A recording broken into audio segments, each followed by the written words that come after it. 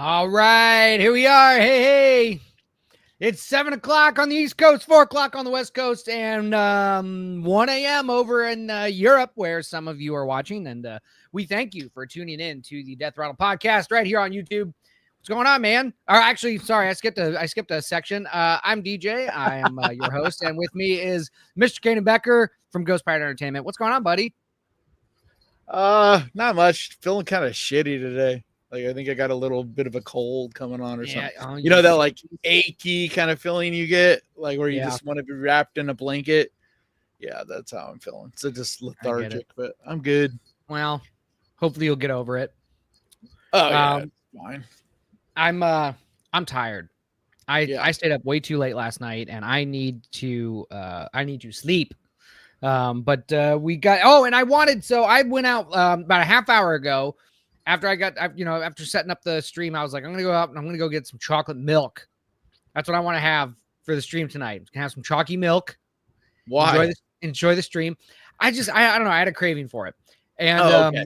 I thought there was like a meaning behind it or something. No. I just had a craving for it. And so I wanted to go get it.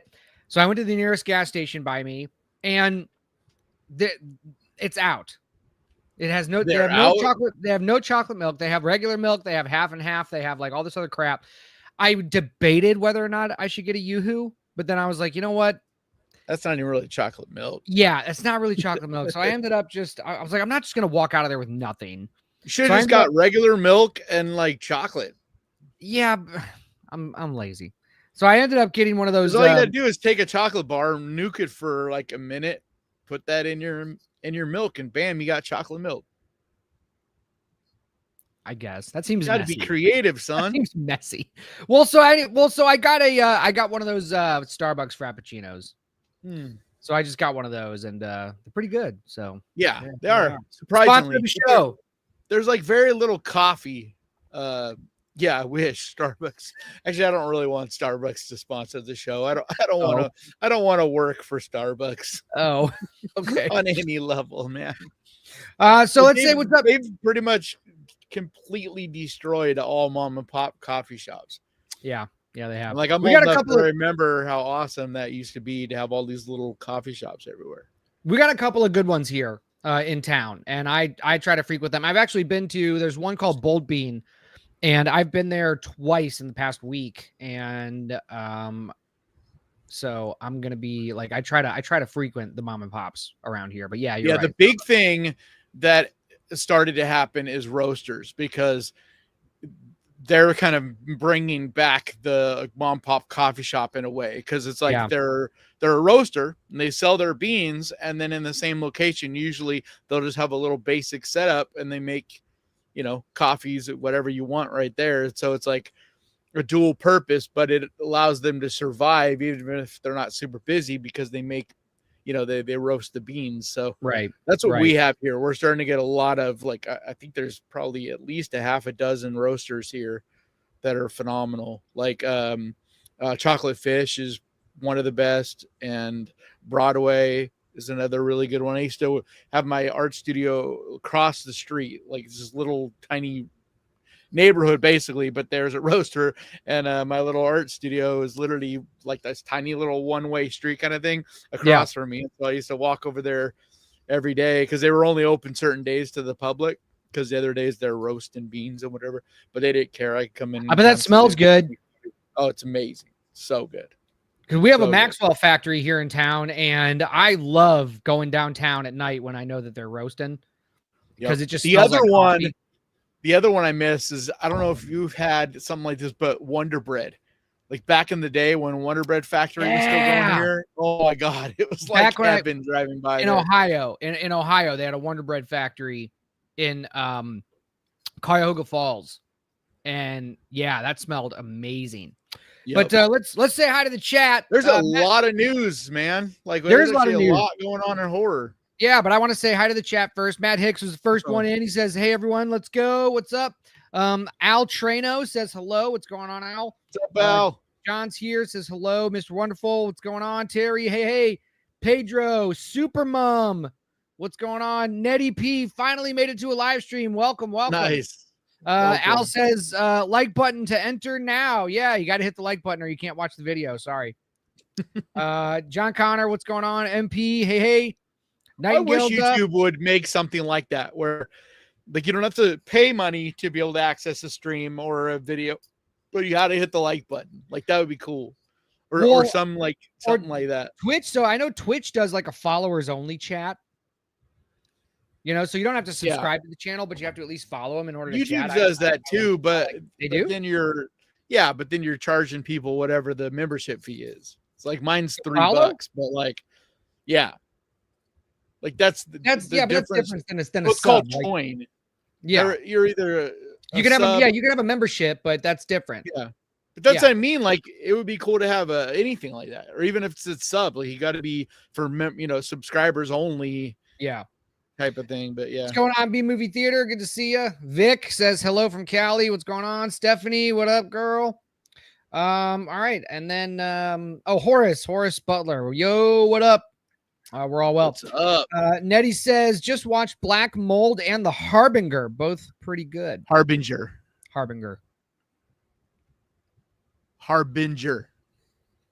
You don't know the word harbinger? You don't know what harbinger is?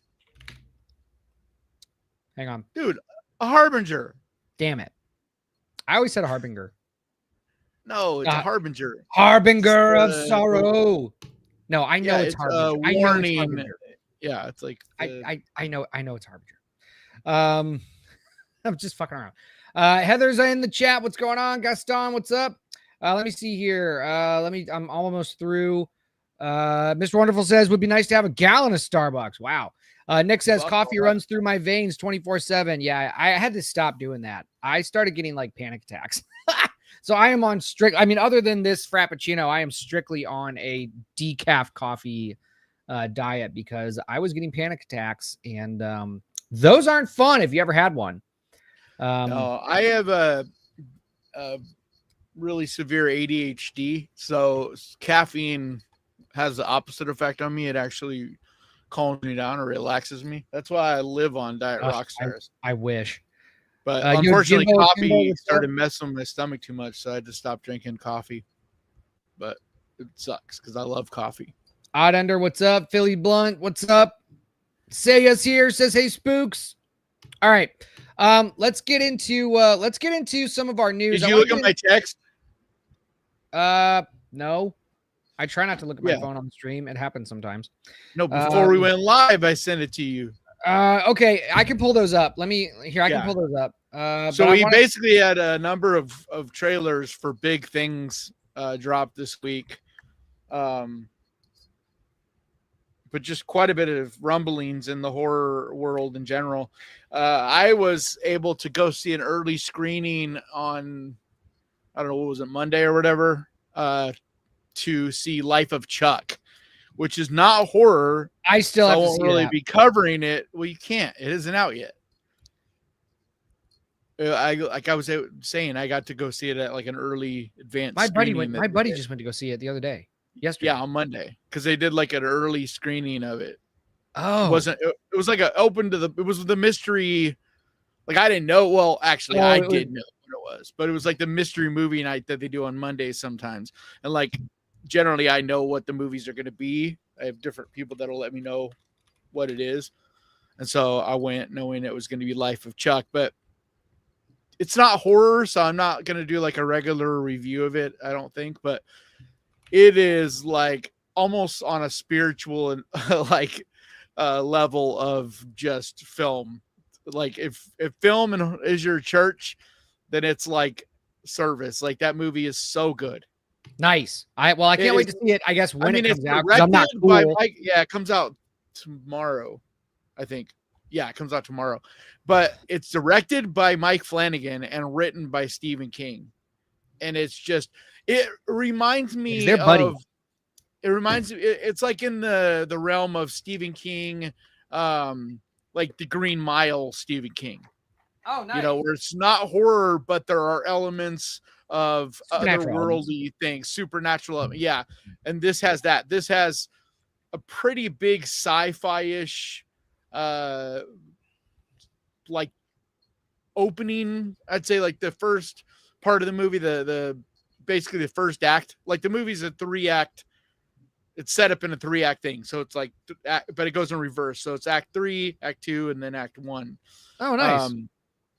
But the first act is got a very sci-fi-ish thing going on. I'm not going to say what it is because that would spoil things, but there's like a very sci-fi oriented thing, and there are definitely some thriller and creepy things, but it's not something that you would call a horror movie like that. It would be misleading to call it a horror movie. But holy shit, it's good. And it's fun. You know what it really reminded me of? It reminded me of like a Mike Flanagan series compressed into a movie, because it's got a lot of the same actors that he uses in a lot of his films. Like it has what's his name? Luke Skywalker has a pretty important role in it. Mark Hamill. Mark Hamill. He has a big role in it, or a pretty important role. I shouldn't say big, but important role in it. And he's phenomenal in it. Like, but everybody in this movie, like a lot of the actors are just like one little chunk, like one scene, so to speak, in it. And so it's kind of star-studded in a way. Because basically the premise of it is it's the life of Chuck. Like it's basically this guy's life. And so you see these different characters popping up throughout his life that have different meaning and reasoning and are involved in one way or another. And so it's really cool like that. Like I said, it feels like one of his series. It has that pacing to it as well of a Mike Flanagan series. So yeah, it's not so much that Flanagan and Stephen King are friends. It's that Stephen King has said the only filmmaker he's ever had his stuff adapted to that he feels does it justice is Mike Flanagan. Like Mike Flanagan. But you know they talk. I mean, like I mean they've become friends now, but all I'm saying is it's not that Flanagan directed it because they're friends. It's more of Flanagan directed it because he gets how to translate a Stephen King into a series or a movie. Right. And then also the reason I brought that up is they released news that The Exorcist, the Mike Flanagan one, is getting pushed back. Getting pushed. Yeah. Yeah, it's getting pushed a year because they want to finish the series Carrie, which will be over on Prime, which is being headed by Flanagan. He's not directing the entire thing, but he's I believe he was a part of writing it and producing it and all that. So it's going to have a Flanagan hands on it, you know what I mean? But it's not like it's not quite on the level of some of his other stuff that's very much, all right, we gotta move on. We can't talk about Life of Chuck. Like we gotta. I'm talking about Exorcist news. Oh, we moved on to Exorcist news?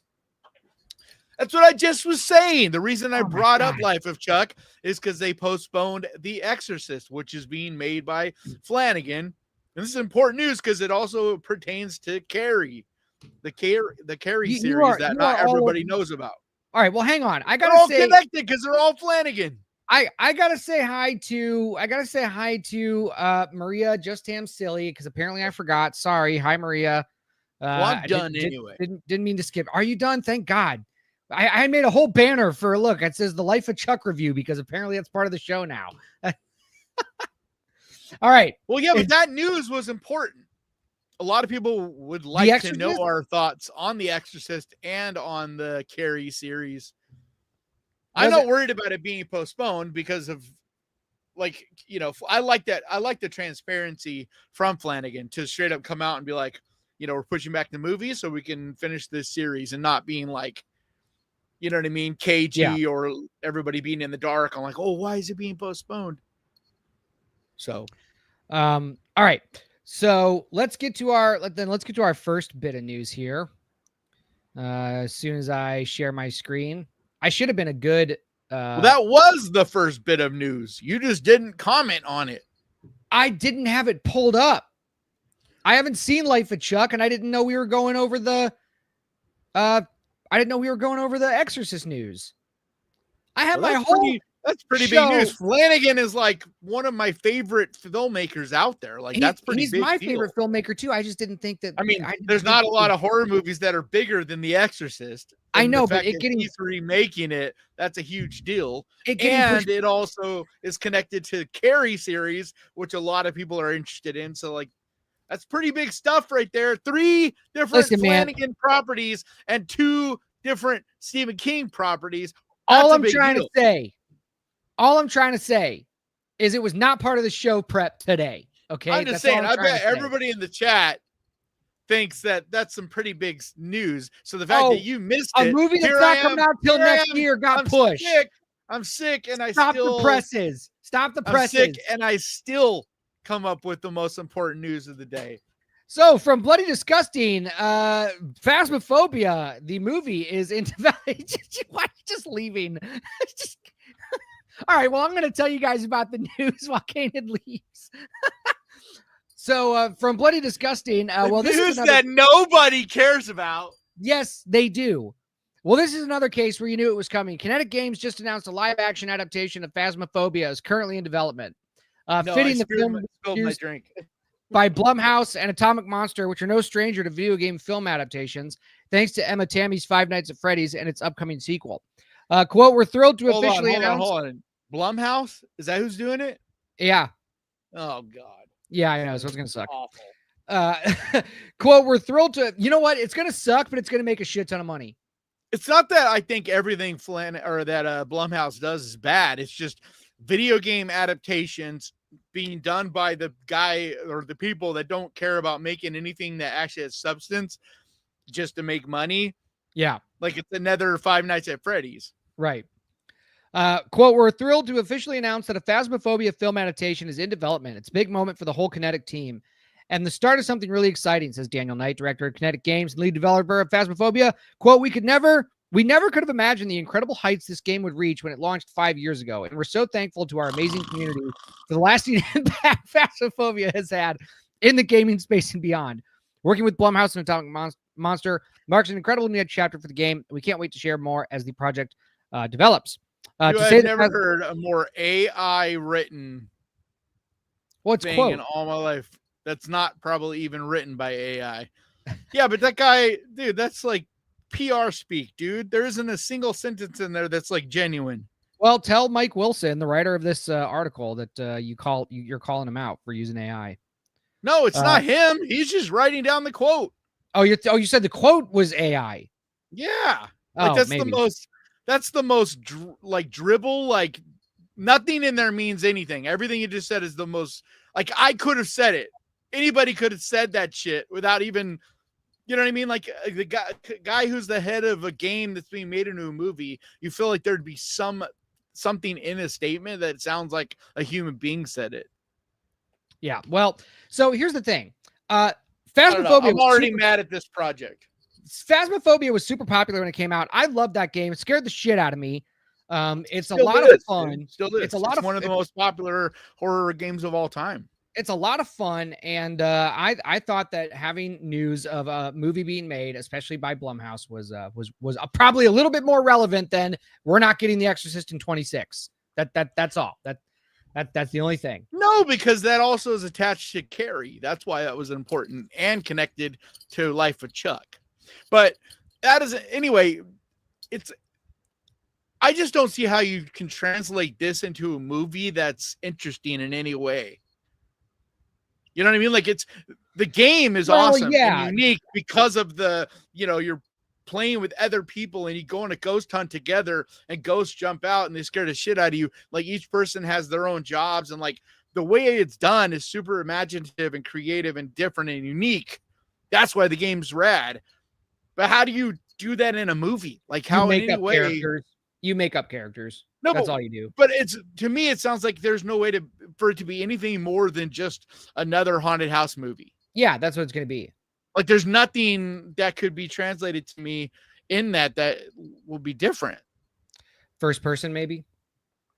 Kind of like a Hardcore Henry. Yeah, but the only games movie translated that was done that way is like one of the worst movies of all time, like House of the Dead. I know. That movie's It's too so bad. bad. All right. Moving on, and I didn't even have my banner up for that. My God, I hate. Okay, all right. You're slipping, dude. I know I am. I'm just so bad. What's going on here? Why is that like that? I want it to be like this. There we go. Hey. All righty, again from Bloody Disgusting Black Phone 2 trailer. The Grabber returns from the dead in winter horror. Have you watched this trailer yet? I have not. This will be a first viewing for me. So right, this will be a first viewing for me. It says death is never the end in a world of the Black Phone, and that means Ethan Hawke's villain, the Grabber, isn't done just yet. Don't read all this. Let's just watch the trailer, because then they might spoil some of the things that are in the trailer. I don't like you when you're sick. No, but you know what I'm saying? Like, they might say something that, because there are some cool things to see rather than already know about. It's like no point in watching a trailer if you're just going to have them spoil it. I've already seen it. You are just. So I'm just worried about you and the audience. You're having just throwing me off all friggin' day. Hey, Chad, what's going on? We're not having a stream tonight. We're just dicking around, apparently. I spend a whole 10 minutes prepping. No, I'm not saying don't read it. I'm saying don't read it before watching the trailer. And just bulldoze, do whatever you want. And read it, but read it after you've seen the trailer. Negate my 10 minutes of show prep. All right, here we go. Here's the black. Here, I got to turn chat off for a second, guys, while we watch this. And then, so here we go. Black Phone 2. We're starting to see the analog horror influence. Yeah. Creep in. We're going to see it more and more. I mean, we're about to see more. We're about to see a number of movies that are just analog horror. Yeah. Like right now you're starting to, it's just like every time you see something, you got to think about it's going to affect something a couple years out, you know? Right. Because like they greenlit making the Backrooms movie. Blumhouse bought the rights to that last year, and we're going to see the movie next year.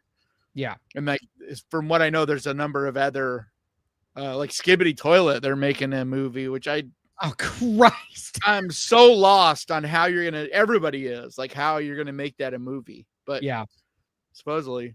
All right, here we go. I love the use of Alice in Chains. I mean, that looks good. So get your thoughts out, then I'll. Well, okay, so here are my thoughts. I saw the Black Phone in theaters, and that was the only time that I saw it, and I enjoyed it. Like, I thought it was decent. Yeah, and I thought it was decent. I mean, I thought it was a fine movie. There, I remember my critiques about it being that I thought the writing was a little clunky, and I wasn't a huge fan of the not the supernatural element, but the whole because the little girl was like almost like she had like medium kind of psychic element, kind of psychic, and that's a personal thing for me. I always kind of just sigh whenever that type of character is in a movie. Again, it's a personal thing for me. I'm not gonna knock it, I guess, for having that. It's just and some people like it, but for me, psychics and mediums, I just kind of like, okay, whatever. But I didn't see the necessity for a sequel. Yep. And so it's just like I guess I'm intrigued to see what it will be. And I thought the trailer did a good job of that. I mean, it definitely looks more exciting than the first Black Phone. So maybe we're just gonna have maybe it's gonna have some more action, but Yeah, my thoughts are we had this okay movie that might have been what sets up a really cool fucking universe. Because this movie, like the first one, if you saw the trailer, you saw the entire movie first. Right. So all of us that saw the trailer were just like, okay, it's okay. Like, it's just, but we already knew like any of the twists. We already knew what the Grabber looked like. Like, there wasn't much to like, you know what I mean? There was nothing that blew you away in the movie, but it was well made. But I agree with you. The writing felt a little clunky, and the pacing, like the way it was edited and stuff, it felt like there wasn't a lot of meat on the bone. It was just like a lot of, especially in the middle of the movie, it felt kind of slow, and you're like, just waiting for something to happen. So yeah, I wasn't blown away by the first Black Phone. I liked it, but I remember getting so much shit because it wasn't in my top 10 for the year that year. And I was like, I liked it, but I don't even know if I had it in my top 20 of the year that year. Oh, even though, I mean, I liked it. It was entertaining. It was a decent enough movie, but you're not thinking about it. If you watch a lot of horror, you've seen everything that movie did. But this feels like I said, like that movie now in hindsight, I almost will appreciate it more if it does what it feels like it's going to do, because that's the movie we had to have to kind of set the stage for this. You know what I mean? To know who the grabber is, to know his backstory, like almost like we got the prequel movie first, if that makes sense. Yeah. Because it feels like we're going to have, and that's another thing I think is very funny, is that Blumhouse has tried to get the rights to Nightmare on Elm Street.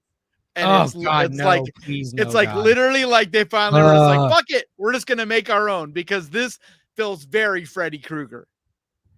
Yeah. And I'm stoked about that, because it looks like we can kind of have a Freddy Krueger. It doesn't have really the humor, but kind of that Freddy Krueger type of figure without having to have a reboot. You know what I mean?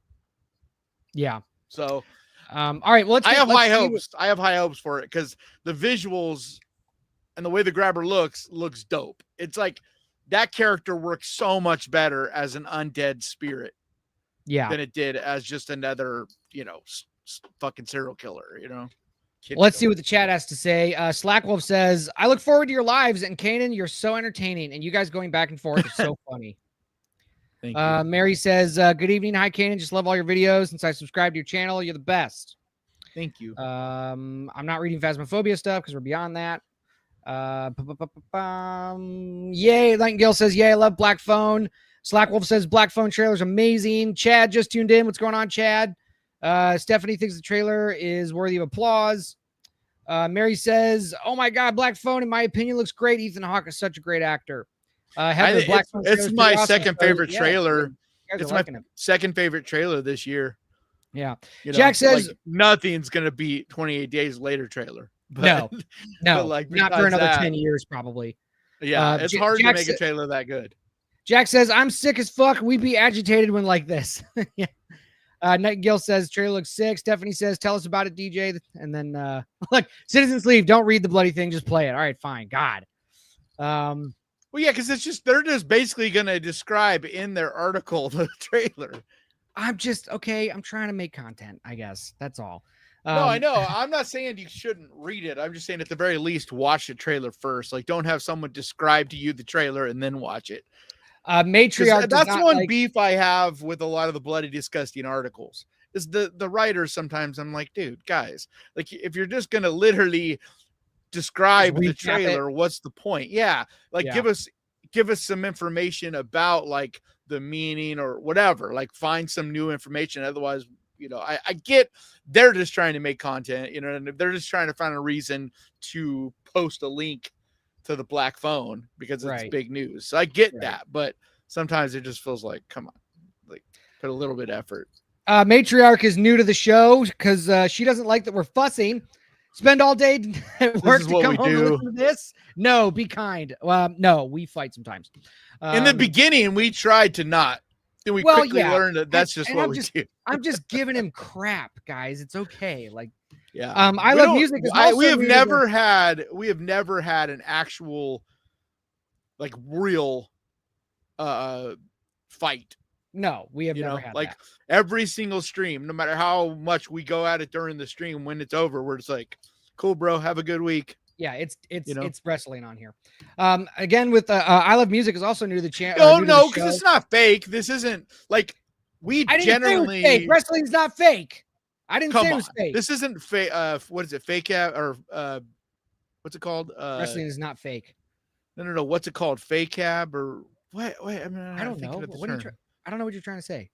The whole wrestling thing where you're always pretending it's real. Like, I don't want people to think that our opinions on things are scripted or planned out, because it's not. They're not. We genuinely disagree on all the shit we argue about.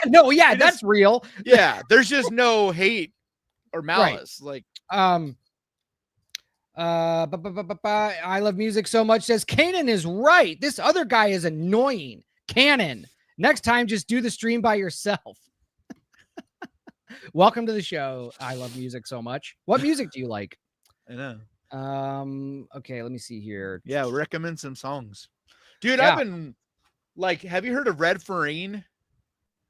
This like fairly new country singer? No. Dude, he's got this one song in particular. It's called Just Like Johnny, I think. Like, I love it. It reminds me of like an old school, almost like Hank Williams Jr., Johnny Cash, almost. It's pretty cool. Anyway. Horace says, what for you mean analog horror? That is a term for a certain brand of horror that is, it came out in video games first, and it's starting to make its way into movies, and it's just, it is what it sounds like it is. It's very popular online horror content, but it's one of those things like found footage where a lot of things kind of are getting clumped into it, even if it's not all exactly that thing, because it started with stuff like back in the no sleep era, where you'd have stories and people would just put these little grainy videos that they took themselves with their phones or whatever, and they were super grainy, bad quality, but it was like something to go along with the story that they were writing.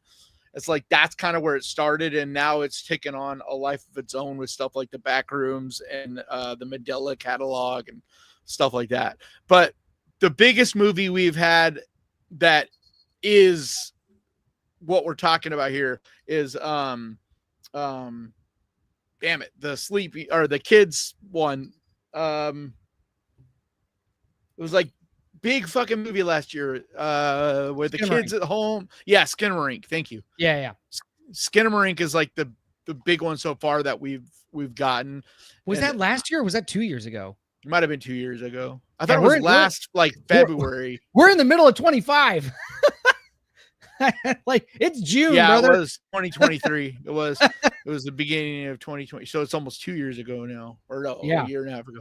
Anyway, that was like one of the biggest. That was really the biggest one I think we've gotten so far. But it's kind of the thing that it's kind of similar to found footage, but it's got its own thing. And then some of the stuff, like the tips touch somewhat on things.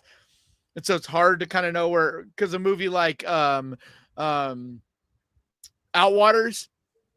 kind of is found footage, but then it's also feels a little bit low res, a little bit, but yeah, it's just kind of a new subgenre of horror that you're going to start seeing more and more of.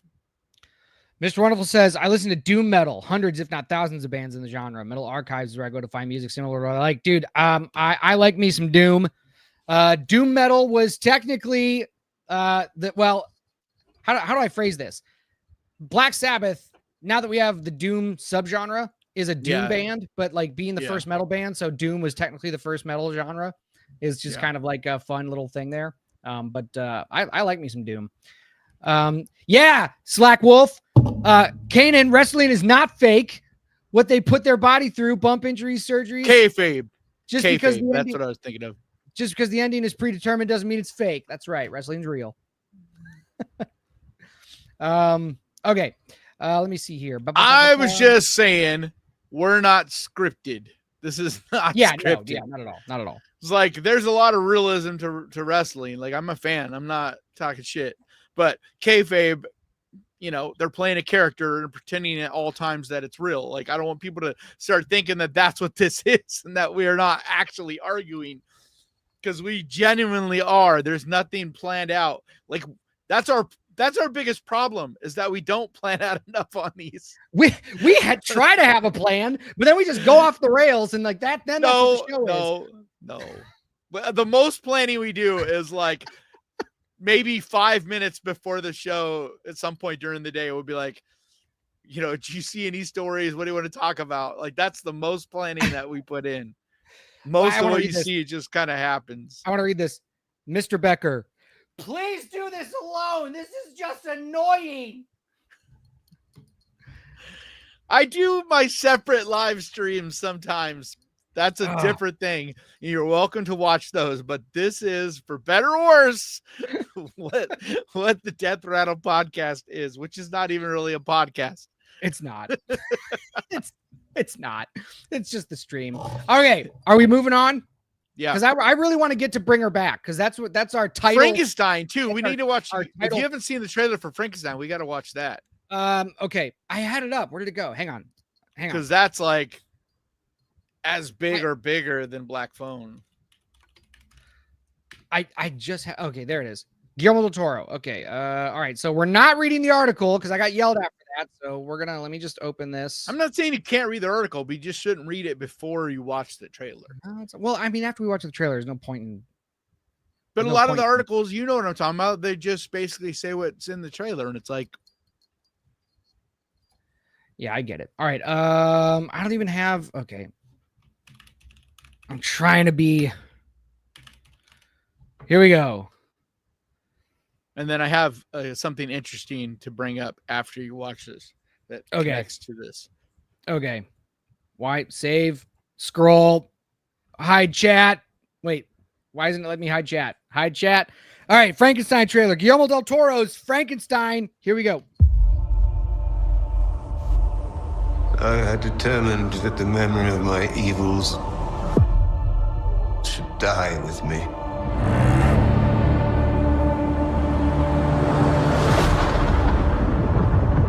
Some of what I will tell you is fact. Some is not. But it is all true. What manner of creature is that?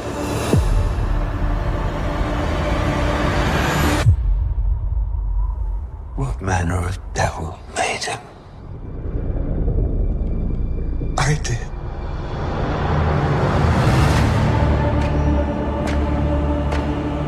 I had a vision. An idea took shape in my mind. Inevitable. Unavoidable. I just want to say, I got to pause this. Just want to say real quick. Guillermo del Toro as a filmmaker is very hit and miss with me, but all of his movies are just fucking gorgeous. Yep. And they always look amazing. This looks so like even if the story's not very good, or there's some problems with it, I would watch this just to like take notes on the cinematography. It's like the 28 days later effect, or 28 years later effect, where even if the movie's not good, the visuals in that trailer, you're like, dude, I'm gonna watch this no matter what. Like, like this is incredible. I mean, just from a cinematography standpoint, from a lighting standpoint, I can just tell from just the shot composition is also very interesting. The way that they're playing with shadow is just, oh my god, it's so good. He has a very unique like signature too. Like you could tell immediately a Guillermo del Toro movie. Like there's a fantasy element to the visuals. You know what I mean? Yeah, absolutely. All right, let's finish. Until it became truth.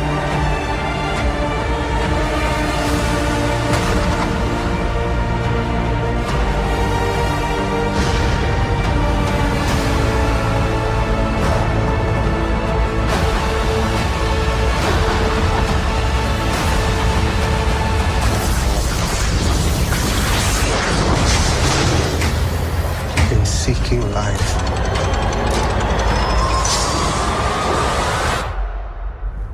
I created death.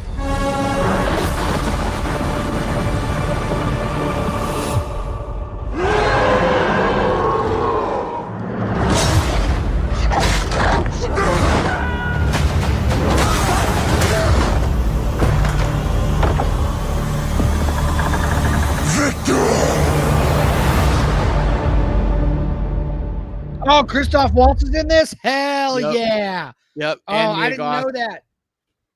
Yep. I'm so excited. Did I miss him? Did I just miss him in the trailer? Was he in the trailer?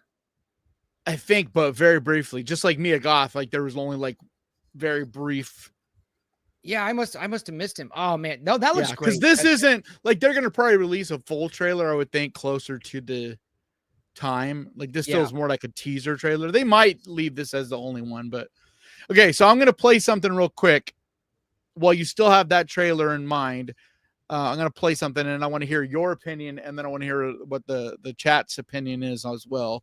And I'll give mine as well, but okay. So, all right, I'm playing. Oh, hey, it's Ken. Yeah, our friend, he did a video today talking about something pertaining to this movie that upset him. So, okay, now I'm pissed off.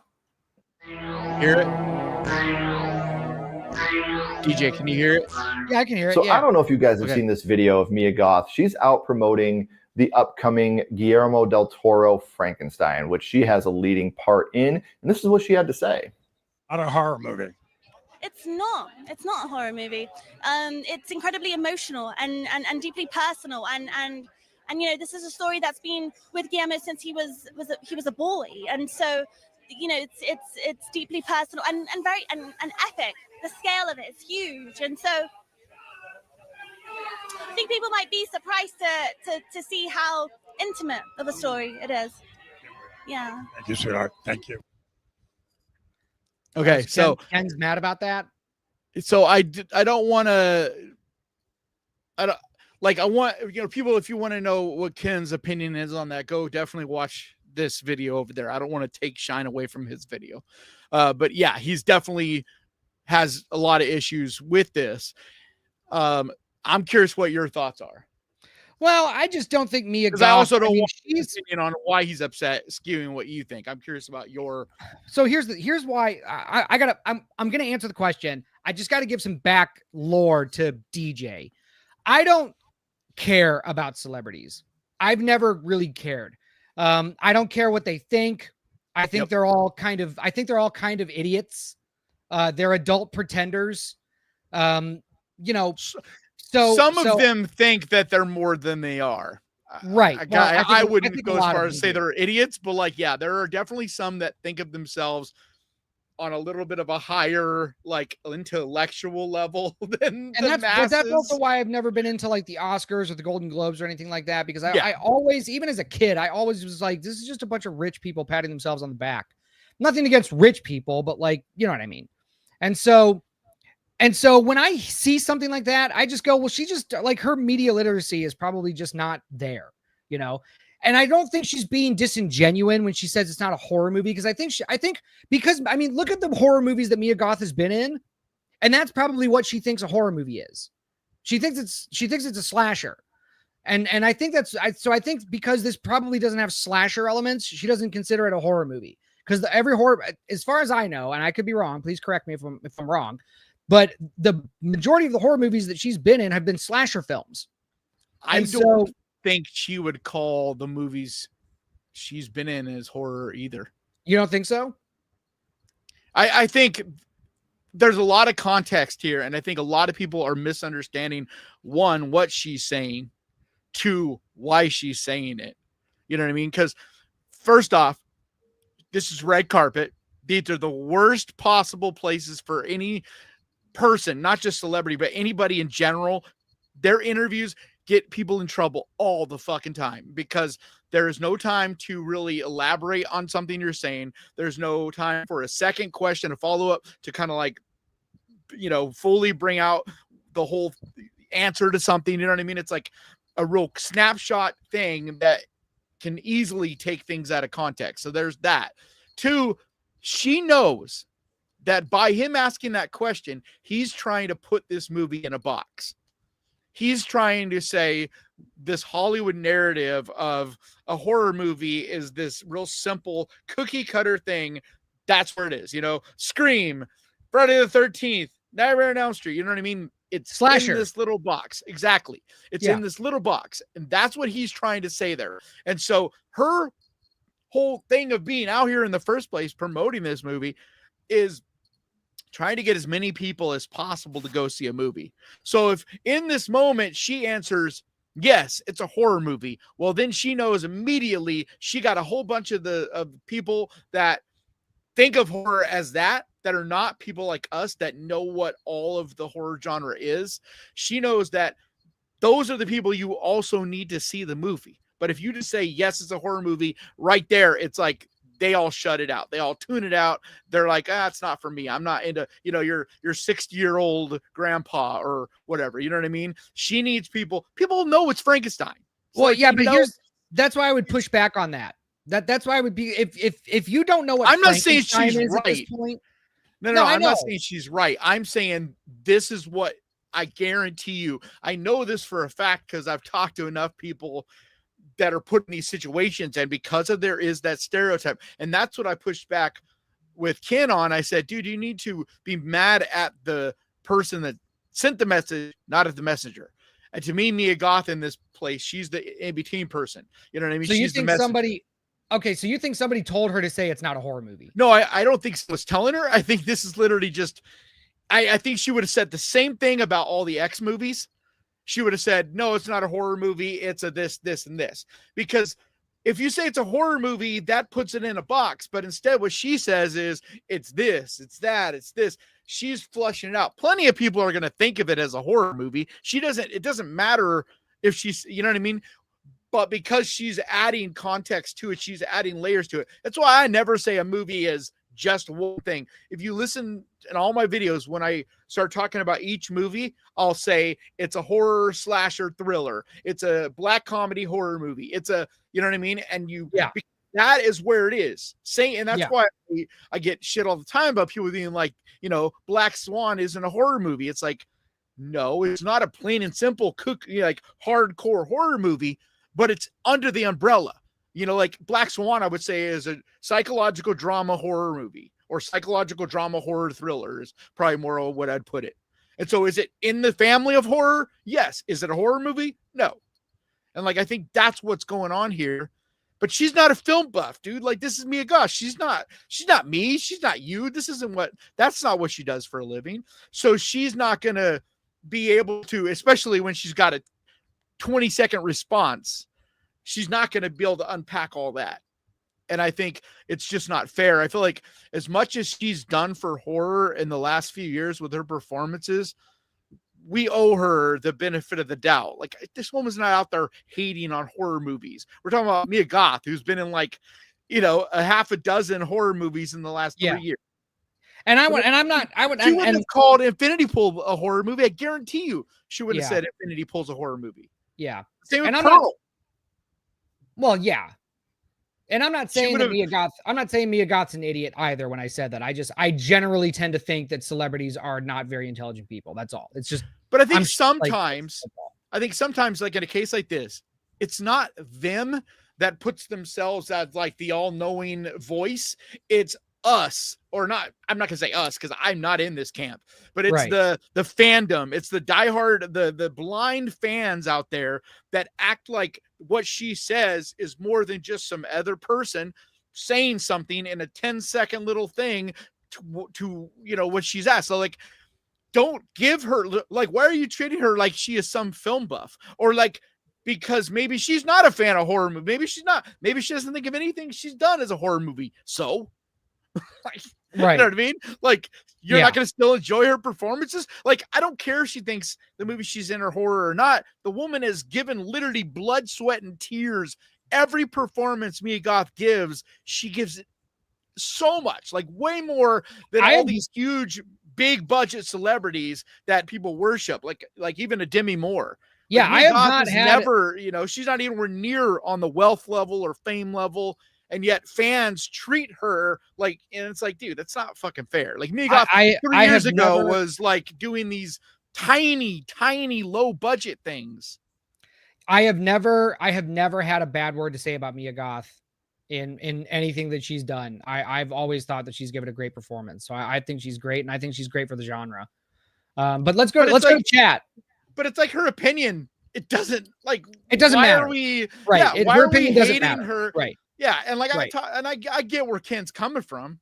Like, I get it. He's frustrated because we hear this slight on horror all the time that like he felt like what she was saying is that horror can't have all those things she named off that are in it. Right. And it's like, that's not true. She's not a film buff. You know what I mean? Yeah, like, she doesn't know. Yeah, she doesn't know the correct like PC way of stating that. Yeah. Let's go to chat. B Movie Theater says this looks so good. Mr. Wonderful, this looks really good so far. Jamal says looks. One last thing.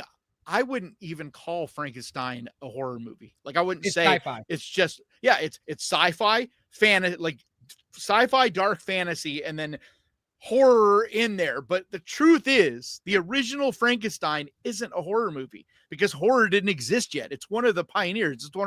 It really was first sci-fi dark novel. fantasy, sci-fi thriller. Those combined together to kind of start making what we call now horror. Yeah, it's like, if you really know film, you know that there's a lineage there. Like that movie, are you talking Dracula? Wait. Are you talking about movies or books? Even books. There wasn't the title horror. It didn't exist back then. Like, it's really interesting. If you look, the word horror, like it wasn't a genre. Like, it definitely not in the book, but in the movie too. But there's always been horror stories. It's just there was no genre. Yeah, what I'm saying is, I know that's what I'm Mary saying. Shelley I'm saying what we call like what we call horror now is an assemblage, a compilation of these other different genres that come together to be what we call horror now. Right. And that's what I'm talking about. It's like that. You can't just say, oh, Frankenstein's a horror movie. It's like, well, you could say that it also is just as much sci-fi. You could say it's also just as much dark fantasy. You know what I mean? You could also say it's just as much drama. Like, there's a lot there. And you could say that about most horror movies. And we talk all the time about like how to define horror. You know, it's a very hard word to define. And so, she's also from the UK. Yeah. And the UK's definition of movies is slightly different. It's slightly different. Yeah. Yeah. Because like they call a lot of horror movies, they call them scary movies. I get stuff for that all the time. People are like, like, why are you calling them scary movies? And I have to explain, like different countries have different, categories, so to speak, and look at, like, I guarantee you, like DJ said, when someone says horror, what she thinks of as a horror movie, I guarantee you, is different than what most horror fans consider horror. But that's not her fault. That's just what, you know what I mean? She's exposed to, the way people talk about it. Like, because I guarantee you, Guillermo del Toro is not saying this is a horror movie. He's not. Yeah. He might say a line of things and then horror somewhere in that, but he's not calling it a straight up horror movie. Jamal says, looks epic. I'm definitely going to watch this. MP says the frozen horse imagery, though. Yeah, that was cool. But one other thing, dude, if Netflix doesn't change their mind and give this at least a small theatrical release, it's going to be the biggest fucking crime. Oh my God. If this movie needs to be in theaters. As of right now, that's saying it's just to Netflix. Oh, that's going to be so bad. Yep. Dead Meat James was almost brought to tears the other day. He was so upset about hearing that. If this, he was doing his live stream on that screen, just on my, because I have, like, my monitor's not a cheap monitor. It's a good monitor, but just looking on my computer monitor, I already know I want to see this in theaters. Yep. Like, it's the kind of movie that needs to be in theaters. It needs to be an IMAX. You know what I mean? Like, most of us aren't rich and have these massive fucking, some people don't care. A lot of people watch movies at home now. They don't care. They got some massive surround sound and giant fucking screen and all this. But me, I got a fucking tablet or my laptop. Chris Oriole says, is it a sin if I can't stand Guillermo? Uh-oh. No, it's just an opinion. It's not a sin. Yeah, you're allowed to have an opinion, as wrong as it is. I don't love all of Guillermo del Toro. I know. I said up front, he's hit and miss. Yeah, he's hit and miss for me. I said that right up front. So no, that's not a Heather, it says, question, does he use the same cinematographer? I think he does, but I don't know his crew. I don't think I can't say every movie, but I know he's worked with the same one a number of times. But I haven't looked up to see if that's the same person to work on this. But I know he used the same person. He uses the same people for everything. Like, his special effects guys are the same people that he first met when he was doing Golden Circle, the Hellboy. Yeah. the same guys that did all his practical effects and his effects team there are the same ones working on this. Like they've come along with him on every movie. So like, well, you have I'm to. pretty sure he works with a lot of the same people. Cause like, Adam Savage was interviewing this effects house, and they're actually a fairly small effects house that is pretty much just employed by Guillermo del Toro. Like, wow, because his movies are so big, yeah, they have to have a number of years lead up to build and do the things that he wants. Because the guy was talking about how there's like, you know, some cases year or more just to research and just to come up with an idea of what you're going to build and what you're going to do. So yeah. B Movie Theater says I'm excited for it. Heather says this is going to be amazing. Clever Cleaver says nice tagline, quotes, and trailer with top-notch visuals. MP says I'd like to see Del Toro's take on Edgar Allan Poe. Yeah. Terry says be a good fit. I want to see Mike Flanagan do Edgar Allan Poe. Anything. Yeah, but I think Edgar Allan Poe like would be really cool. I agree. Aren't they? Wasn't there an Edgar Allan Poe story just announced that they're making a movie? While you look that up, I'm gonna read more chats. Continue. Terry says looks cool, but Mary Shelley's Frankenstein is my top 20 of all time. We'll see. Well, and I'm curious to see how close to the book this movie will be. I've heard it's very faithful.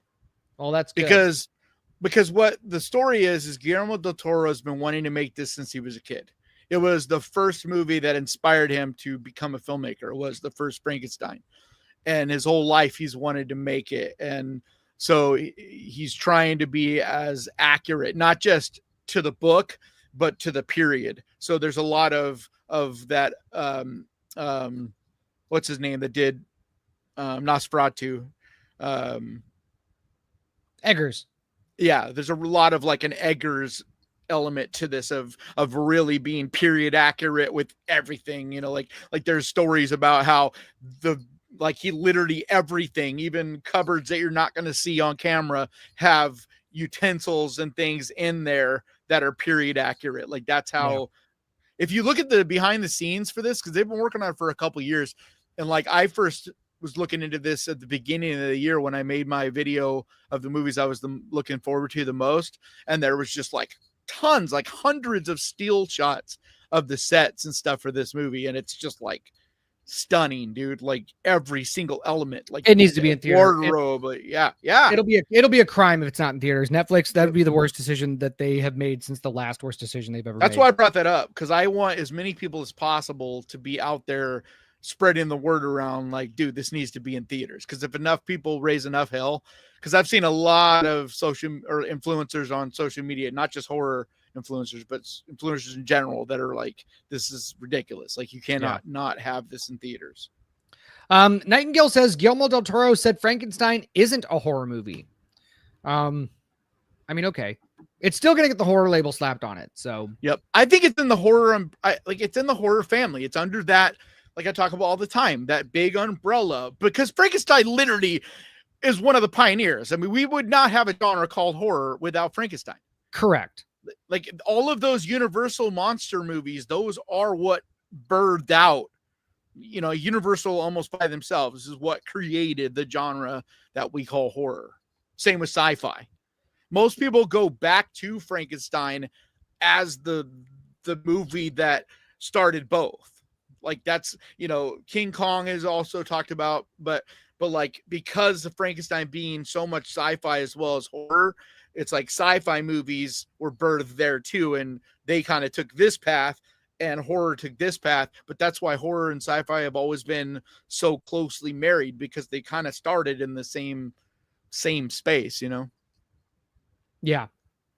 Okay. Frankenstein was like, as much as Dracula was a big deal, and, you know, all those Universal movies was a big deal, Frankenstein was an event. Like people talked about they talked about it for years, because it wasn't like nowadays where you could just rent it on Blu-ray or DVD or whatever, right? Like back then, it's crazy if you hear some of the stories. Like they would tell, like grandfathers telling their grandkids about this movie that was, you know, 20 years ago that we saw in theaters. Like that's the kind of movie we're talking about. And it was like re-released. I forget, it was when, but it was like re-released over and over and over, like years later, because it was like I said, it was this movie that like a fabled thing almost. Like there was this movie that we saw when we were kids, you know what I mean? Like telling your kids now when you're an adult. So okay. Well, there's no more comments on that. So, and then I'll get to some others. I starred some that I want to read. Actually, there's only 6, so I'll read them now. Yeah, I'm going to go grab a water. So just okay. All right. So I starred some comments I want to read. Nettie says, I like the banter. Saya says, I like it when you go off the rails. That's what makes it fun. Matriarch says, oh my God, what did I start? Yeah, Matriarch, you gotta watch the show for a little bit. Terry says, we love you both. I Love Music says, okay, now I feel bad. That sounded mean when I heard it read aloud. My apologies. That's okay, buddy. I am used to it. It's all right. Heather says, it's entertaining when y'all get into it. So, yeah, well, I think so too. Let me see here. Okay, I'm going to pull this up because I want to talk about it because we're going to get into, and we're going to go over, not over. I know the show has been going like at least 2 hours for the past couple of weeks. So we're going to talk about Bring Her Back as much as we can. So for those of you that have not seen Bring Her Back, we're not talking about it yet. I'm going to bring up this next news story, but once we do talk about Bring Her Back, from those of you that haven't seen it yet, I'm going to try not to get into spoilers. It's just going to be very hard to talk about this movie without getting at least into like, you know, weedy territory. Would you agree? Well, and because it's one of those movies where the less you know about it, the better.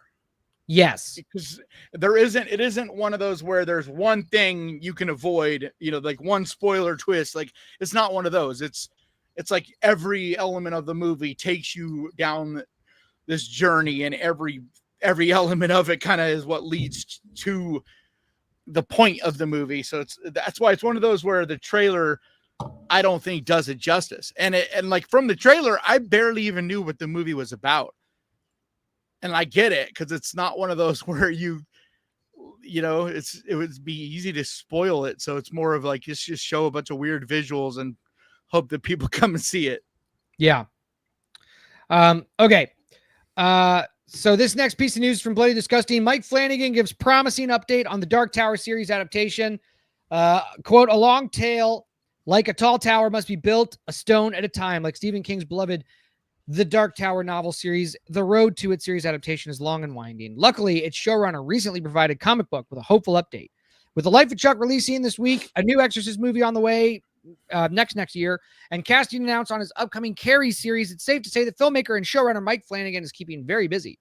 Where does The Dark Tower, initially announced over 2 years ago, fit into his slate? It's not that I've put it down, he says. It's just that the thing is so big, it's like building an oil tanker. He told Comic Book. He literally never stops working. Like, yeah, well, that's good. I don't want him to stop. Yeah. I want him to work until he dies. Yeah, I fucking love Flanagan. Like he works like a madman. Yeah. Quote, we've been moving it forward this whole time. It's just, that's how big it is. It's constantly in the works, and you better believe, as often as you guys may want to ask about it, Stephen King is asking me about it more, and I'm not going to let him down. Flanagan is indeed a sprawling novel series. That's an interesting sentence. King began writing the first novel in his epic Dark Tower saga, The Gunslinger, in 1970. Okay, we all know this. Okay. While it's a small update, it's a promising one. Flanagan understands the epic, complex scale of what many consider to be King's magnum opus, and is taking it one step at a time. And I would rather this movie not come, or series not come out for another 5 years, and it be right. Then it come out. Flanagan won't make it. Like he will not do it until it's right. Like, you know, he's had some projects that have had, you know, and that's the cool thing about him finally having the clout now too, is like he can do things on his time. Yeah. But we do know that it's got the funding, because it's, you know, it's by Prime. From what I've heard, he has almost a blank check to make it. So like, it's going to happen. It's just, he's also doing Carrie. And I think once the Carrie series is over, I feel like that's when we'll see him kind of start to get more involved in that, because he's also making The Exorcist as well. Yeah. But from what I know, The Exorcist is ready to go. It's just a matter of them starting shooting, and that's like early next year, I believe. So I think a lot of it is Carrie. He needs to finish Carrie, and then he'll start kind of putting, because he's got to do writing elements. It's not like you just take any Stephen King and you can't just shoot it. You have to rewrite it because none of his stuff really fits to TVs or to TV or series unless you have the right person, writing the script. So forgot to put my banner up again. Those are our thoughts on that. Did you want he's also working on another series too of his own original. I forget what the details are on that, but he's also working on a game. Like I know he's working on I know of a movie that he's working on right now that nothing has been released about it. It's the one thing that I have an inside scoop on. Yeah. I might tell you about it offline. But anyway, do you want to talk about the Stranger Things news, or you want to just get right into He's also Chris Stuckman's movie. He's also behind that. He's the guy whose production company, what is it? Paper something or other. Yeah. So like he's got multiple movies and stuff through that. So it's not like he isn't involved in those, because he is. Yeah. Like he helped Chris Stuckman edit Chris Stuckman's movie. Shelby Oaks. Shelby Oaks, which is also why I have confidence that that's going to actually be a good movie. Like not only that, but like Neon bought it. So it obviously has got to have some merit, but if Flanigan, liked it enough to be involved in it and buy it, that's like, it says a lot, and helped him edit it. Must be nice. They did reshoots. Flanigan paid for reshoots for Shelby Oaks. When is Shelby Oaks coming out? There isn't an official release date. The only release date on IMDb is August 21st in Russia of this year. Yeah, I think it's another film festival thing. I don't think it's coming out till next year, because I don't think Neon has got so many. But Neon has so many other projects going on. They're not just going to dump that. It's got to be, it might come out around Halloween, but I feel like we would have gotten an announcement yet. And, even Chris himself has talked about how that there is stuff falling into place right now, but they don't have an official date yet. So, okay. Well, so do you want to talk about good Lord, not Final Destination, Stranger Things stuff, or do you want to just get into Bring Her Back? I'm like a few seasons behind on that show. So like, all right. Well, then screw it. I don't have a lot to say, and seeing the trailer will probably just spoil some of those seasons. So we're just going to go straight into Bring Her Back. I just know that was a big deal. All right. So we both saw Bring Her Back. I saw it opening day, and I just got my review out today because I am also swamped with Hellgate stuff. But I just got my review out today. It's not 8 minutes. Sorry. But it's actually, it's like not even 4. It's like, because I can't review it. I can't talk about it. Like this, I literally can't talk about it. But so I'm going to try I think I did. Mine was like only like 11 minutes. So like, it is hard. There's not a, here's what I'm going to say. You can easily spoil it. Here's what I'm going to say. It's my favorite movie. It's my favorite movie so far this year. It beat out Sinners for me. Yeah. For me, I'm back and forth because they're such different movies. Like I love Sinners, and I love Bring Her Back. They're just such different. They're like completely different. Like what makes each one of them special is like dramatically different. So it's like, yeah, I don't know. I mean, eventually I'll be forced to rank them, but at this point right now, it's hard for me to say one over the other. But it's definitely right there. It's either one or two. Period. So yeah. And I would agree with that. Right now for me, it's definitely Bring Her Back number 1, Sinners number 2. We'll see what 28 years later does, and how it affects that list. But yeah, 1 and 2 right now are strongly Bring Her Back and Sinners. And what I liked so much about this movie is just the originality of it. I love the effects. Which is crazy because I agree with you. But if you were to tell someone exactly beat for beat the story, they'd be like, what's unique and original about that? Well, you know what I mean? That's what makes it original. It's such a basic story that we've kind of seen, but it's the way it's told. It's like characters. Music. It's like music. If you tell somebody the chord progression of a song that you wrote, people are well, what's special about that? It's how you play that chord progression. It's all of it's everything in between that. It's it's the tone of your guitar, it's the pace. Yeah, it's all of this stuff. So yeah, if you even the simple thing is like how you pluck a chord. Like do you let it ring, or do you attack it? Do you mute it? Right. Yeah. Yep. And so yeah, if you were to just tell this story beat for beat, yeah, it'd be like whatever. But yeah, the way that the execution is, the way that they tell the story, they peel it back layer by layer, and they do it so well. It starts off as a domestic drama, and then as we're peeling layers, we start to find out there's something more sinister, beneath. But what's cool is right away though, you feel like things are off. Like you never feel at ease in this movie. Like, well, yeah, even though it's slowly developing and there's nothing on the surface that's bad, you just like when they first get into the house, like just when you're being toured to the house and the rooms, and like there's just something off about the entire movie that just feels weird and uncomfortable and like creepy the entire time. Yeah. And like eventually things get totally bonkers, But oh yeah. And that's what I love. This movie's hard to talk about without spoiling. Dude, the kitchen scene. Yeah. That's what I was about to say. Like that character, and I'm like, that kind of is a spoiler. Like even just talking about that character. I have seen, so I've been watching movies. I've been watching horror movies for a long time now. I've seen a lot of shit. I've seen Terrifier, right? I've seen a lot of shit. That scene in the kitchen hurt me to watch. Dude, I was for like me, in my it's chair, right there. like, stop. For me, it's right there with the little girl in the dog scene from When Evil Lurks. Yep, yeah, it's right there with that scene, and then also from Talk to Me, the scene with the boy where his head just goes like he's already all fucked up in the hospital, and then all of a sudden he's like smashes the fuck out of his head into the wall. The shocking, the violence, like the way these guys shoot movies, and it's because of YouTube.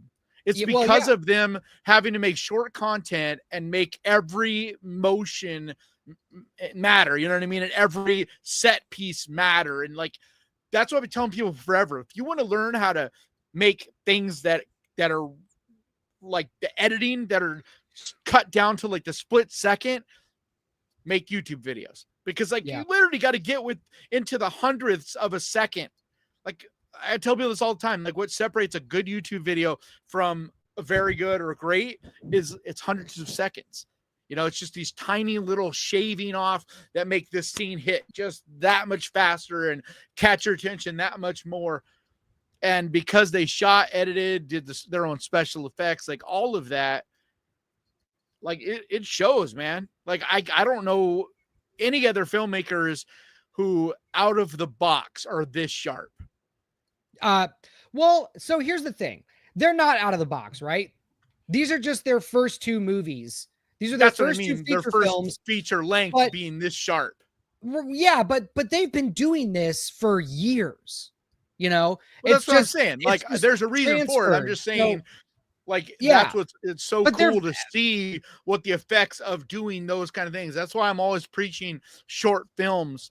Every filmmaker I know, I tell them all the same thing, dude, work on short films, make 30-second movies, minute-long movies, like make it as condensed and as small as you possibly can, because the more compact and more, everything matters you make it, the better you'll be when you're given these other opportunities. And it's also how they got this opportunity in the first place.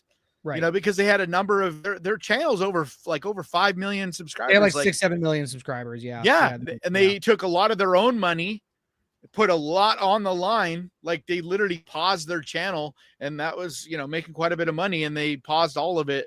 They are super talented writers and directors. They understand the genre, and being able to follow up Talk to Me with Bring Her Back, I think is an achievement that a lot of filmmakers don't get. Nope. To have 2 bangers back to back.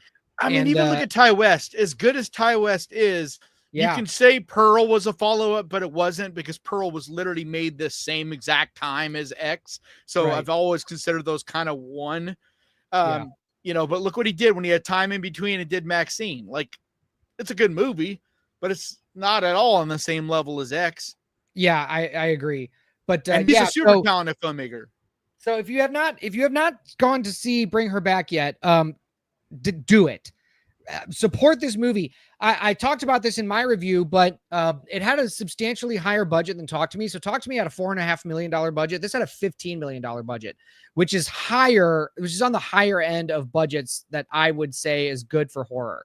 I think 20 million is the max that you should ever spend on a horror movie. This had one of the higher million. Budgets that A24 has spent, right? Too, because you know, but they have some deserved. movies now that are getting out there, but like they don't have the money to spend a ton of money. So like they, you know, but everybody believed in this from the beginning. Well, and it was well deserved. Cool is they already have a script written for Talk to Me 2, and they already have a script written for another original movie as well.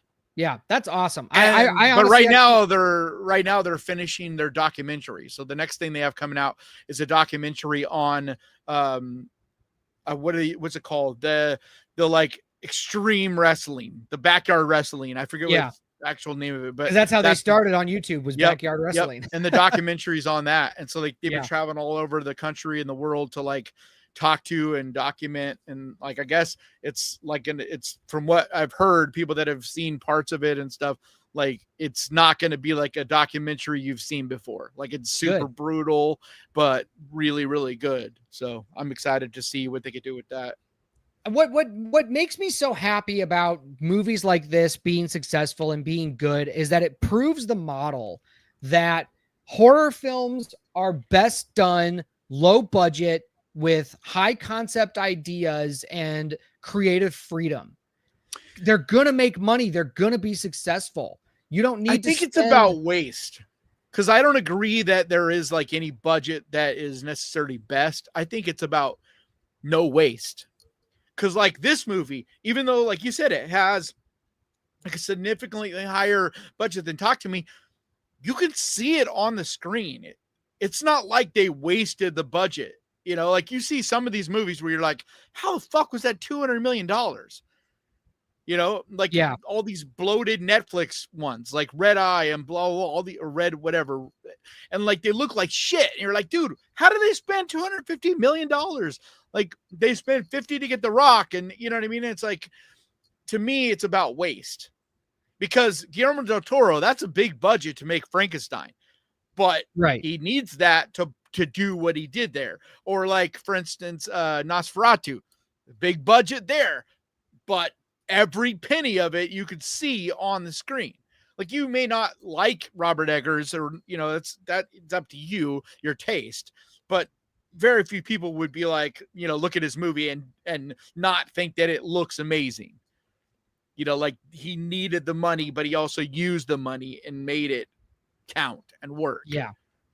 So, but a movie like The Substance, it doesn't need any more money. Like if you put more money, you throw more money at it, it doesn't make it better.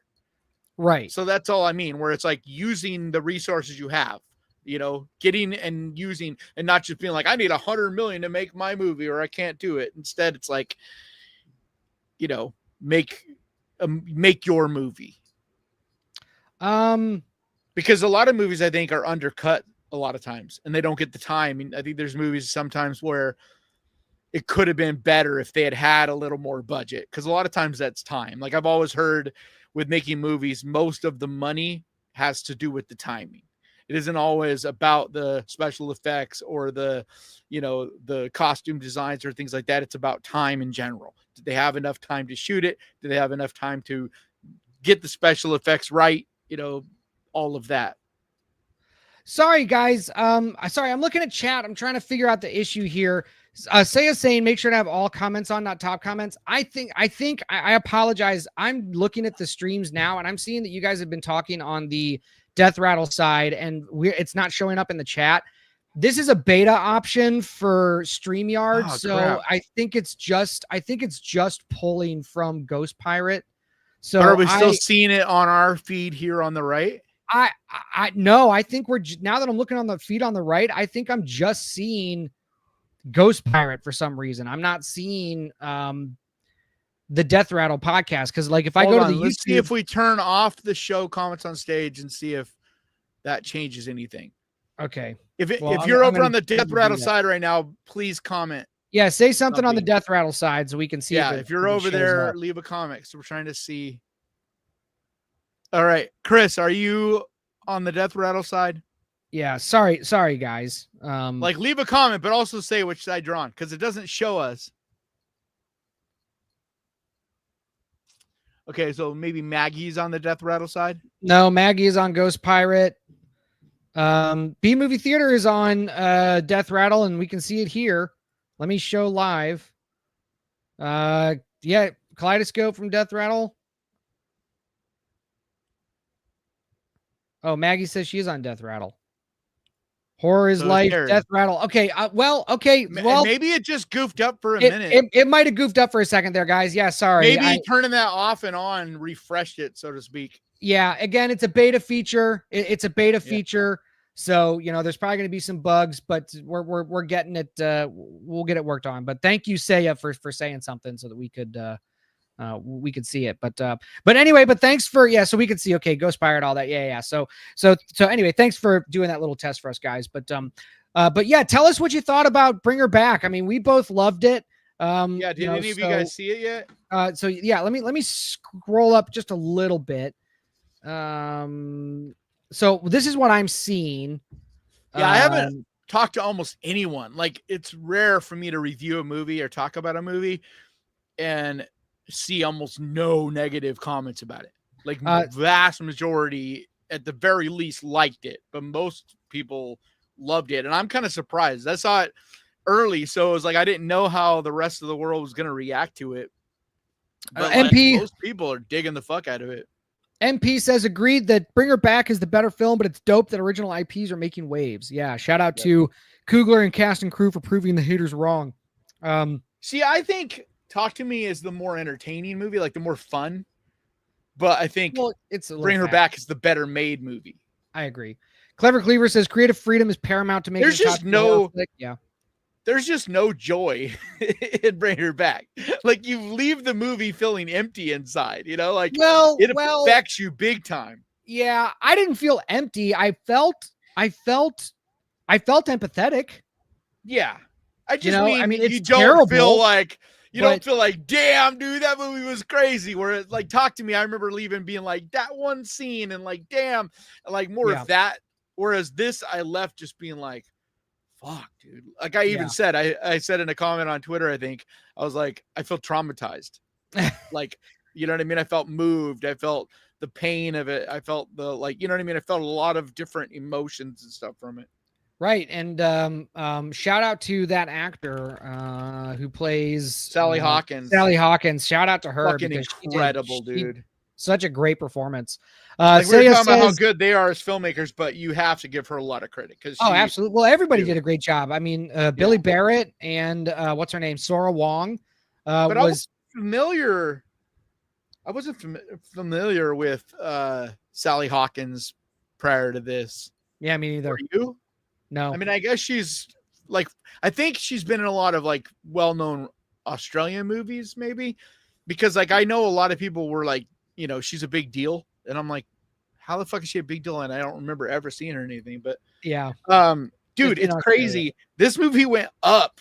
It started out as an 88 on Rotten Tomatoes, and it's unheard of to see a movie go up, but it's gone up now to 90% on Rotten Tomatoes. I that doesn't surprise me. I think the more people see this, I think this is they generally don't go up. They usually go down if anything. If they I think this is going to get a second week bump. I think its second weekend is going to do better than its first weekend. What did it do? This last weekend its first weekend? First weekend was 8 million. What was the budget? You said it was 20? 15. Okay, cool. So they'll make their money back. I think they will. I really think that their second weekend, I'm looking at the numbers right now. I think their second weekend is going to do is going to do better. It's getting a little bit of a drop off for the week, but I think the second weekend it's in almost 2,500 theaters. That's a big release. Yeah. Well, and there's no promotion. Like, right. You know what I mean? It's the same as Talk to Me. It's like a lot of A24 movies. Like, unless you know, you don't know about them. Yeah. Unless you really pay attention. And so movies like this do get that second week bump because of word of mouth. Right. You know? Saya says, loved Bring Her Back. Hit me harder than any movie in a while. Yep. I think it hit me as it's a low the budget last time a movie hit me like that was The Night House. Like, that's the last time I saw a movie that just like really affected me. I don't remember The Night House.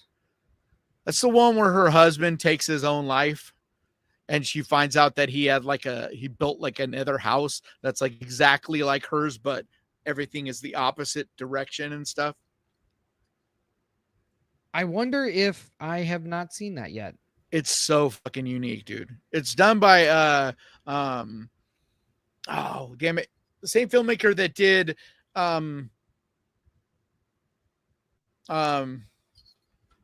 hold on.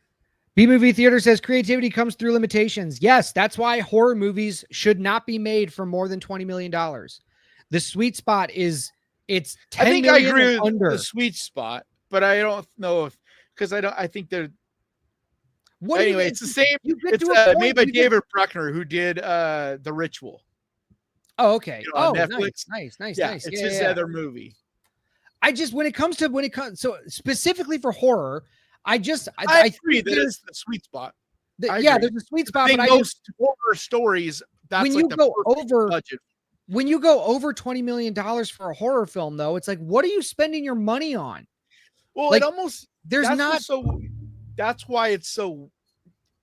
That's why I have a hard time sometimes calling like a Guillermo del Toro movie a horror movie, like this Frankenstein, because these grand like big blockbuster kind of movies almost don't feel as horror as like these smaller stories, if that makes sense, you know? Because like it feels much more like an adventure, like a grand you know what I mean? Like there's something that just takes it and makes it into more of that than because the quiet small horror movie, they're definitely my favorite. You know, the Neon movies, the A24 movies, they're definitely my favorite. But there's something about horror movies that they don't always translate on that big, you know what I mean? The big budget, the big sets. But I guess, I mean, and I'm probably going to argue against myself, but obviously horror can do anything. Yeah. You know, so if you're going to make Jaws is super grand, like scale. Right. But Jaws also, I mean, like it went super over budget, but even then, like if you're talking comparatively, it wasn't made for that much, you know? So it like, even though it went over budget, it still wasn't supposed to. And it's just like, I don't know. Yeah. But they even spent $1 million just to simply get the rights for the book. And like translating that into today's dollars, that's a lot of fucking money for a book. So like Jaws was super expensive. But I mean, like, there has been quite a few, you know, like I just was talking about Nosferatu. That's a big fucking budget. Like they spent 80, right? Wasn't it like 80 million? Nosferatu, was it 80 million? Yeah, probably. I think so. And I'm just saying, like, most of the time, I feel like horror feels like it fits more into that smaller scale, smaller story space, you know? And so that's why I do agree that the sweet spot budget wise is around, you know, between 10 and 20 million. Yeah. Bryce says, call me crazy, but I struggled with Bring Her Back. I felt lost for good portions for some reason. Just my take though. So much so I feel no, you're not alone. A lot of people did, but it's something I really appreciate about it because it doesn't hold your hand. It treats you like an adult. And it's one of those like where you may not follow it completely. But I also love that because like I saw it a second time. And even though I felt pretty good about what I thought, you know what I mean? When I watched it again, there was definitely things about it that I had missed the first time. Like, especially the stuff to do with the VHS and stuff. Like some of what is going on there, I had like didn't follow it exactly as much as like the second time. And I realized much more of what she's doing and what they were doing in the VHS and like how that attaches to the entire story, if that makes sense. Yeah. Like I'm trying to not spoil it, but you get what I'm saying. Yeah. No, It's I just know. it's one of those movies that, like I said, it's an adult horror movie where it's fucking, like if you don't get everybody, that's fine. It's not, I still feel like even if you don't follow it 100%, there's still plenty that even if you don't, because some people feel like they need to know every single thing that happens and understand every single thing. I don't know if that always matters. It's kind of like a song. I don't care if I always know all the lyrics, like if you still feel the song and you can still kind of sing along to the hook, even if you don't know the exact lyrics, you still can enjoy the song. And it's almost like that. Yeah. And like, if you listen to it again, then you start to understand the lyrics more. Then it's like you get a whole nother layer of what's interesting because now you start to understand what they're saying with the lyrics. Yeah. All right. You want to read some chats and then get out of here? Film is like one of the only types of art where people have that complaint, because with like paintings and sculptures, most people that enjoy fine art, they expect that they don't understand all of it at one viewing. It's like the first time you look at whatever painting, most people are just fine with knowing that there's nuance and there's things about it that they're not going to understand until they read what the artist had to say about it, and they think about it and they look at it again or whatever. Or like a Jackson Pollock, where you need to listen to jazz to really understand what he's doing with his paintings. Like, you know what I mean? Like, and then with music, it's the same way, where a lot of people listen to songs. Like, there's so many famous songs where people sing the wrong lyrics. Cause like for years, people didn't realize that what they were actually saying. Like, what's that one? I don't know, but there's a few famous songs for that where people for decades have been singing like one word wrong or whatever, and nobody cares. But movies, for some reason, it's like we all feel like we're supposed to understand and walk away knowing every single thing that happened in it. Yeah. Clever Cleaver says, question, 5 months into 2025, with Bring Her Back seemingly being a top tier horror hit, how would you compare the beginning of this year's horror genre turnout to the past 5 years? Better, worse? Better. Way better. Better. Yeah, this has been a great year for horror. I don't know if this year will end up being better. You know what I mean? But as far as for a start, I don't ever in my years as a fan of horror remember this early in a year being this strong, because horror is famous for coming out around Halloween. Right. And so most of the best horror movies come out between August and November. Like even this year, a lot of the big ones come out then. Like we have Black Phone 2 comes out then, Predator comes out then, like, so 2022 was a really good year. I'm not sure when the release schedule was, but that's what I'm talking about. Like 2022 every year, because almost every year I do a halfway through the year top 10. Yeah. And like, it's nowhere near this strong. Like I did a top 10 3 months into this year. And I'm not saying that it's the strongest top 10, but even the fact that I could come up with 10 movies that I'd recommend 3 months into the year, like that's stacked. And it's because of the writer's strike. We had a backlog last year because of the writer's strike. A lot of the movies didn't come out. So that's why. And then COVID as well. So the combination of COVID, there was already a huge backlog that started to flush out, but then you had the writer's strike. And, so that's why everybody knew that we would have like a lot of movies released this year. Yeah. But no, still, it's even better than I expected. And I mean, this week we got two more horror movies, and only one of them looks really good, but still three horror movies that come out tomorrow. Oh God, I have so many I have to watch. Only one I'm excited about, the Dangerous Animals. Oh yeah. I've heard nothing but good things about it. So I gotta look at my Cinemark app. But then Life of Chuck comes out too. I just wish that Life of Chuck was a horror movie, or a sci-fi movie, or a genre movie of some kind, because I feel like it's gonna get lost because it's, you know what I mean? It's not what Stephen King's known for. It's not what Mike Flanagan's known for.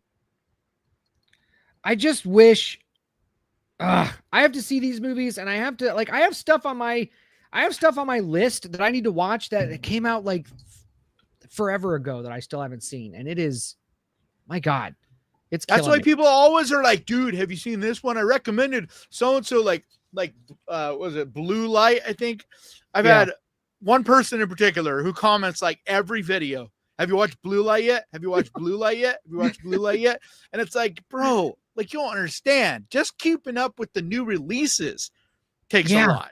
It's and then hard. on top of that, I still got to edit all these videos and talk, shoot these videos. And like, I'm putting out like almost 2 videos a week right now. Like, each video takes like 40 hours of work. And then I also still watch all the new releases. So, I mean, I see every single movie that's in theaters. And sometimes as far as you just, horror and thriller. Sometimes you just want to take a break too. Like, I don't get to take a break. I've been, bro, that's you why I'm gotta burned take out, a man. break. I've been burned out forever. I can't afford to. It's not just the watching the movie thing. I don't have the money to take a break. Well, like, we need some super chats. That's why I'm trying to go. Let's get. That's what's so funny. Like, I'm trying to take a break, as in this summer going to Fantastic Fest, which is still going to be work because I'm going to be watching movies all day and making videos, because you got to make like part of the deal to get in as media. You have to make at least 3 videos at the festival. So on your channel to be media. And so like, it's not going to be rest, but it's still at least something different than my normal grind. Right. At least that's what I mean. That's why I want to do it, because it's like, I love this. I love doing this. Like, I don't need a break per se of doing it as much as I need a change of scenery. I need something different. Like I do the exact same things every day, all day. And it's like, it gets super tedious. So like, I'm burned out on that. I'm not burned out of like loving this, Yeah. Well, so I've been watching, as just like to take a break from some stuff. I've been rewatching, I should say, Kitchen Nightmares. Oh, nice. You remember that show? Yeah, that's the what's his name? The chef, Gordon Ramsay. Ramsay one. Didn't they come out with a new season? I think so, but I don't think it's very good for whatever reason. I mean, he's pretty old now. Yeah, but it's like a like, because they took like an 8-year. It's like, I feel like it was something like an 8-year break in between. Yeah, but because he was doing all these other stupid ones like hotels and bars and like Hotel Hell. Like, he was all these. The only one Kitchen Nightmares spinoffs. Yeah, Kitchen. Oh, I fucking love it. David says, question: should I watch Popeye? No. Why, dude? Every week I drop at least one video. There's 10 movies that I recommend every week at the minimum that are better than that. Yeah. Like, no, you should not watch so Popeye. Many movies that you can watch free on Tubi, much less renting that pile of crap.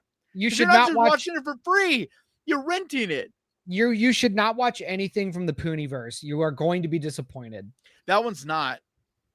It's not? That's what's so bad. No, it's made by a whole nother group of idiots. It just it might as well be a Pooniverse video. That's all I mean. So like, it's like the Mickey Mouse one. Like, the only one I've seen of all of those that was actually fun and is worth watching is Screamboat. Screamboat, because it was made by the guys that did Terrifier. It knows what it is. It knows it's a stupid movie with a stupid premise, so it has fun with it. It's like over the top gore, stupid ass characters. Like, it's just fun. And then it's got David Howard playing the Mickey Mouse character, and he's just like this little mouse fucking killing people, and it's hella funny. Because like, they don't have him as this big serial killer monster. He's like literally just like this big, running around fucking killing people, and it's funny as shit. But it lives in the category of movies like Leprechaun.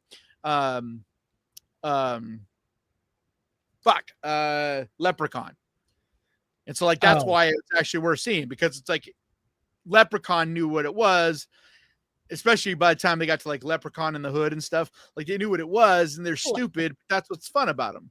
So like that, but like this Popeye movie, and we don't see that anymore. We don't see in the Hood movies anymore. These are. But that's what this is. When are we going to get all these other ones don't get that. That's why I have issues with the Pooniverse ones. Yeah. It's because if they were doing that, if they were doing Leprechaun in the Hood, where they knew what they are and it's fun and funny and stupid, then there's a place in the world for it. But instead, they take themselves way too serious and spend a shitload of money to make these movies. Like, they spent $10 million to make the last Winnie the Pooh Blood and Honey or something like that, maybe even more. But it's like, dude, make your own original fucking movie. Like, I don't hate the filmmakers. Like, how many original movies could you have made for that? Yeah. Yeah. Like, that's what kills me. It's like Terrifier 2 spent that kind of money, but they made a real movie for that. It wasn't just, you know what I mean? It's an original character, original actors. It's not some gimmick thing. Right. And then from what I know, they didn't make nearly the kind of money on the second Winnie the Pooh one and the Peter Pan one. They haven't made anywhere near the kind of money from those as they did the first one. And it's because, like, hello, it's a gimmick. That's how gimmicks work. Right. You know, everybody makes a big, because it went viral because of it being this novel gimmick. But now the novelty's worn off. Nobody gives a shit about it. Right. All right. I think that's going to do us. Makes me sad, man. Just makes me sad. But yeah, so Dangerous Animals comes out tomorrow. I've heard nothing but great things about it. So I think it's one that is definitely of this weekend's releases, be the one to check out. You also have The Ritual, which is starring Al Pacino. That's going to be good. Yeah. It's just another Exorcist movie, man. Like, I just have a really hard time buying that. I'm just like, what new can you possibly do in an Exorcist movie? I don't know. I like Al Pacino though, so I might give it a chance. Yeah. It's also got, what's his name? Who I'm a big fan of, the actor. Damn it. What's it called? What's his name? Dan Stevens. Oh yeah. Yeah. So it's the two of them teaming up. So like, I'll definitely be checking it out. Yeah. I am expecting it to just be another, like, why did we need this? Like, who fucking spent all this money to get Al Pacino? Like, you know, you finally get Al Pacino to be in a horror movie, and it's like, this is what we do. This is what we do with him. True. Like, that's what it feels like. And it's only in like very limited theaters too. Like, I could barely even find it. The same with Dangerous Animals. And I mean, I kind of get it because there's so many movies in theaters right now that are like making a lot of money. Because like, normally you would be able to shove out something like Sinners or Final Destination Bloodlines, but they're killing it still. Yeah. So, you know, normally you have these big, well, because normally you have the Disney ones and the Marvel ones come out and you could boot out some of these other smaller ones. But this year, those ones are the ones like making a fucking buttload of money. Yeah. So they're like these. So I'm having to drive about an hour to see both those movies. So I might see them both in the same day. So I don't have to like go 2 trips. Make a day of it. Yeah. Yeah. All right. We got to get out of here. Thanks for watching, everybody. Appreciate you coming and spending time with us. We always love you in the chat. For those of you that have been watching us for a while, thank you, and we hope to see you next week. For those of you that are new, we hope that you enjoyed something and would like to come back next week to see our cool little show. Please subscribe to the Death Rattle Podcast so you get notifications. Hit that bell so that you know when we go live, and we will see y'all next week at 7 o'clock Eastern, 4 o'clock on the West Coast, and whatever time it is in your area. Wherever the hell you are. We will see you next Wednesday. Bye. Bye, guys.